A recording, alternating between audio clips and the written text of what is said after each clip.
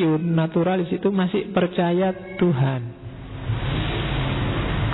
Ya Tuhan adalah, dia menciptakan alam semesta ini, setertib ini, serapi ini, pasti ada Tuhan. Cuma biasanya kelompok naturalis ini dia tidak percaya hal-hal supranatural, adikodrati, surga, neraka, kiamat, hisab, sirotol mustaqim, apalagi danyang, kemudian hantu, kemudian tidak ada itu naturalis. Namanya tabi'iyun.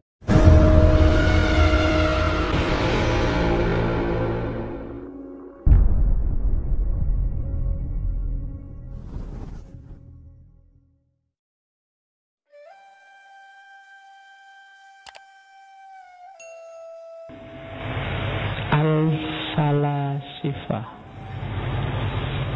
para filosof, wahum yaz'umuna annahum ahlul mantiki wal burhan, orang yang menganggap diri mereka ahli logika dan ahli burhan. Burhan itu penjelasan, demonstrasi, argumentasi.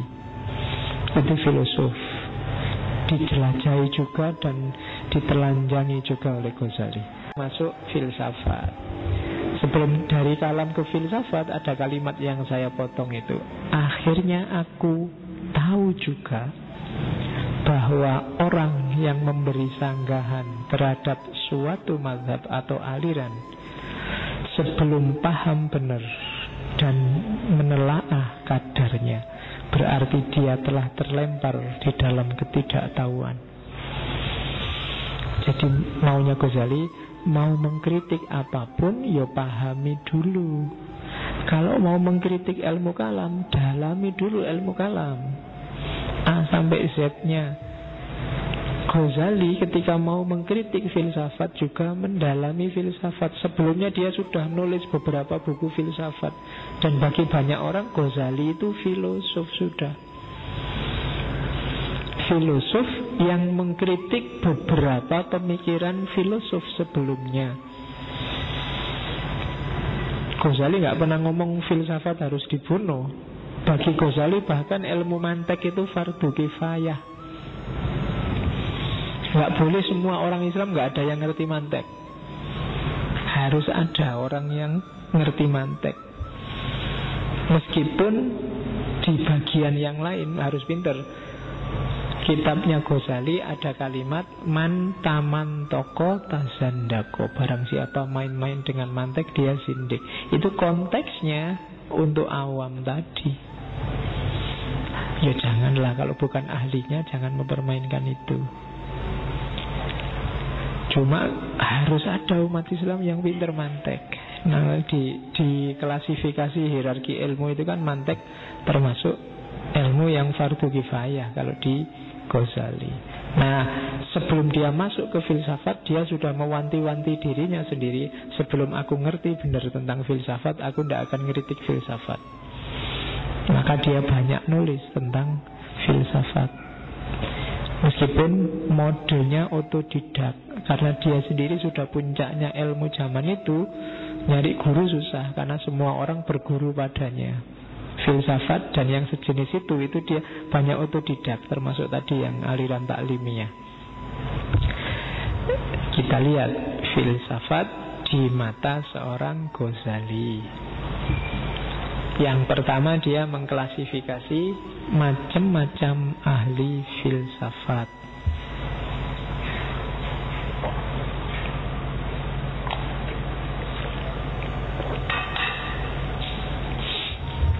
Pertama adalah kelompok Dahriyun.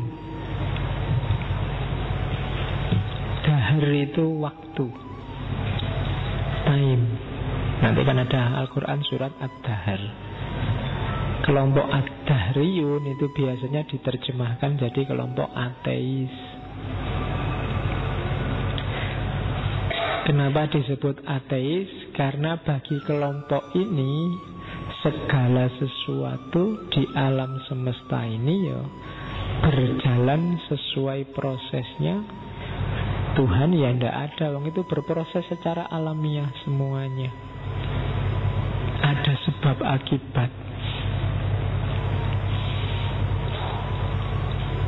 Jadi aliran ateis tidak percaya sama Tuhan, percayanya sama hukum alam saja. Alam ini sudah ada hukumnya dan ya itu sudah. Manusia setelah mati ya sudah selesai. Dikubur habis ya selesai. Alam ini pokoknya sesuai hukum yang sudah jalan selama ini. Kelompoknya namanya Dahriyun. Dahr itu artinya masa, waktu. Segalanya akan selesai dengan waktu. Itu sama kayak kalian ngomong waktu yang akan menjawab. Ya kan, kalau ada masalah kan kamu sering begitu. Biarkan waktu yang menyelesaikan. Kamu diam aja ya tidak selesai tetap. Ya, cuma itu maunya segalanya akan berjalan sesuai hukumnya sendiri. Allah tidak ada. Ateis Dahriyun ini biasanya berawal dari, kalau di modern itu dari aliran namanya deistik. Kalau deistik itu percaya Tuhan, tapi Tuhan itu ya menciptakan aja tugasnya. Ada istilah teori jarum jam. Jadi Tuhan itu kayak tukang bikin jam. Dia sudah bikin jam, diatur sesuai aturannya jam, dan sudah, setelah itu Allah tidak ngurusi wes. Dia jalan sesuai hukumnya jam. Jadi bagi kelompok deis, Allah itu sekarang nganggur, tidak ngapa-ngapain. Mungkin lagi nongkrong-nongkrong, nonton TV, nonton sidang itu. Karena segalanya sudah ada hukumnya. Kalau kamu nggak makan ya lapar. Kalau nggak makan terus lama-lama ya mati. Itu sudah hukum alam. Allah tidak akan intervensi. Itu Dahriyun. Kalau di kita kan tidak. Allah itu bisa sewaktu-waktu intervensi. Kalau kamu tidak makan ya lapar. Tapi bisa juga nggak kalau Allah intervensi bikin perutmu kenyang tiba-tiba. Kalau nggak makan 1 bulan. Kalau kita ya, kalau di Islam yang tidak ateis ya mati, tapi insya Allah. Ya kan insya Allah. Kalau Allah tidak mengizinkan ya tidak. Tapi bagi orang Dahriyun ya mati lah 30 tahun, 30 hari tidak makan kok. Karena hukum alamnya begitu. Itu Dahriyun yang dikritik oleh Ghazali. Ghazali kan salah seorang tokoh yang anti kausalitas. Sebab akibat itu tidak ada. Kalau peristiwa beriringan ada. Dan setiap peristiwa itu sudah takdirnya Allah. Antara fenomena minum, tadi kan haus, terus aku minum, terus hausnya hilang. Ini 3 peristiwa yang berbeda. Hausku, aku minum, sama hausnya hilang. Itu semua ketentuan-ketentuan dari Allah semua. Nggak kok airnya bikin hausku hilang, tehnya bikin hausku hilang. Nggak. Allah yang mengizinkan hausku hilang. Wong ada kalanya kamu sudah minum banyak tetap haus. Berarti sebab akibat itu tidak ada. Nah itu Ghazali. Nanti di barat dilanjutkan teori ini oleh David Hume yang anti kausalitas. Yang ada hanya peristiwa beriringan. Kalau dan orang tinggal niteni, oh ini begini, besok begini, besok begitu lagi, besok begitu lagi. Oh berarti ini sebabnya ini. Cuma itu dari pengalaman. Itu Dahriyun. Ada yang kedua. Yang kedua ini kelompok naturalis.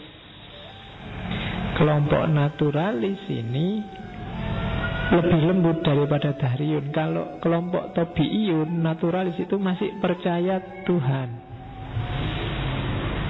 Ya Tuhan adalah, Dia menciptakan alam semesta ini setertib ini, serapi ini, pasti ada Tuhan.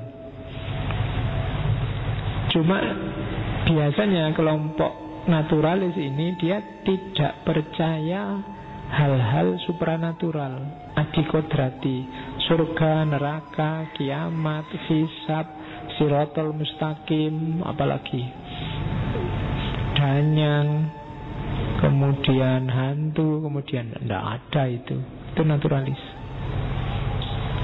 Namanya Tabi'iyun. Jadi percaya ada materi, percaya ada perubahan, percaya ada alam semesta, bahkan bisa percaya adanya Tuhan, cuma tidak percaya yang di luar nature, di luar mawaro'at tabi'ah, apa yang ada di luar realitas. Ya alam semesta ya realitas ini. Yang tidak kelihatan ya tidak ada. Kita bikin, kamu bikin aja. Itu katanya orang Tabi'iyun. Itu kelompok kedua. Kelompok ketiga, kelompok Ilahiyun, kelompok ketuhanan. Alirannya metafisik.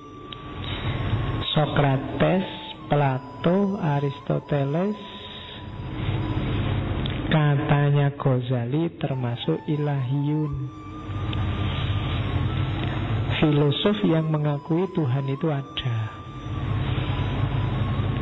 Jadi Ghazali di awal-awal sebenarnya gaya berpikirnya mewarisi Aristoteles, tapi nanti belakangan setelah jadi sufi dia lebih cenderung ke Plato dan Neoplatonis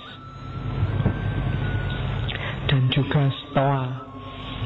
Jadi tiga-tiganya dijelajahi oleh Ghazali. Kelompok Dahriyun, Tabi'iyun, Ilahiyun. Setelah itu dia ngecek bagian-bagiannya. Ilmu filsafat itu isinya apa sih? Kalau tadi kan cirinya. Dari isinya dia melihat paling tidak ada beberapa cabang, beberapa bagian. Ada matematikanya, riyadiyah, ada logika, mantikiyah, ada ilmu alam, tabi'iyah, ada metafisika, ilahiyah, ada politik, siasiyah, ada etika, kholqiyah. Jadi ini semua bagian-bagian dari ilmu filsafat, katanya Ghazali. Kalau kamu ingin jadi ahli filsafat, kuasai bidang-bidang itu. Matematika, apa itu? Iya. Tidak, kalau matematikamu bagus, logika akan enteng. Bahkan katanya Pythagoras, yuk, alam semesta ini modusnya modus matematika. Padahal Pythagoras itu kan mistikus. Tapi bagi dia mistik dan matematika itu dasarnya. Jadi dasarnya mistik juga matematika. Jadi alam fisik dan alam metafisik itu dasarnya matematika. Kebenaran yang sejati yang tidak bisa dibantah itu matematika. Kalau matematika kita menguasai, yang lain enteng. Logika, ilmu alam, metafisika, politik, etika.